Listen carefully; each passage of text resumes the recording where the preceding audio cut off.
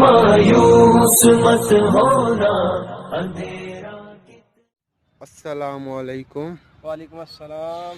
آج ہمارے ساتھ موٹیویشنل اسپیکر آفتاب احمد صاحب موجود ہیں۔ ان سے ہم کچھ سوالات کریں گے کہ ماضی میں جو زبانیں مٹ چکی ہیں اس کی بنیادی وجوہات کیا ہیں؟ دیکھیں، جو قوم اپنے زبان کو ترجیح نہیں دیتے، جو قوم اپنے جو بنیادی زبان یا ان کی جو قومی زبان ہے اس کو وہ ترجیح نہیں دیتے تو وہ مٹ جاتے ہیں۔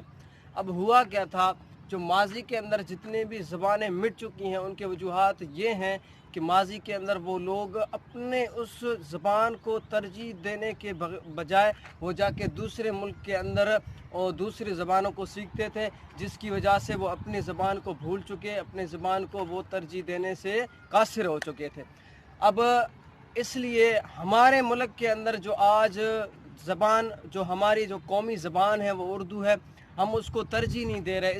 اس کی بنیادی وجہ یہ ہے کہ جو ہمارے حکومت آفتاب احمد، ہم اپنی قومی زبان کو دوسری زبانوں پر کس طرح ترجیح دے سکتے ہیں؟ دیکھیں، جو غیر ملکی زبانیں ہوتی ہیں، وہ غیر ملکی جتنے بھی وہاں پر حکمران ہوتے ہیں وہ اپنے زبان کو ترجیح دیتے ہیں۔ اب کیسے؟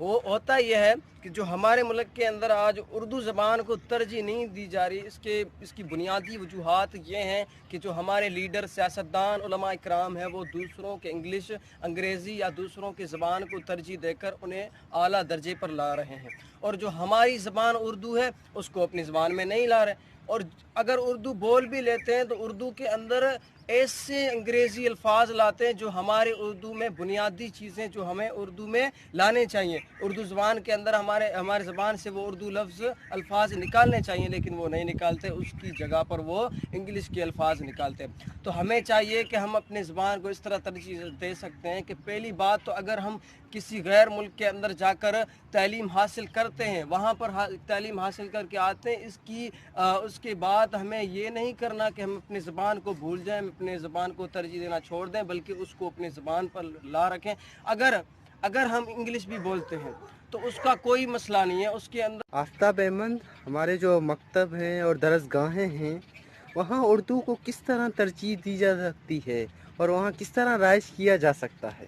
دیکھیں حضور، ہماری بنیادی وجہ کیا ہے؟ دیکھیں، جب بچہ پیدا ہوتا ہے نا تو اس کی تربیت سب سے زیادہ جو اول تربیت ہوتا ہے وہ ماں باپ کی ہوتی ہے۔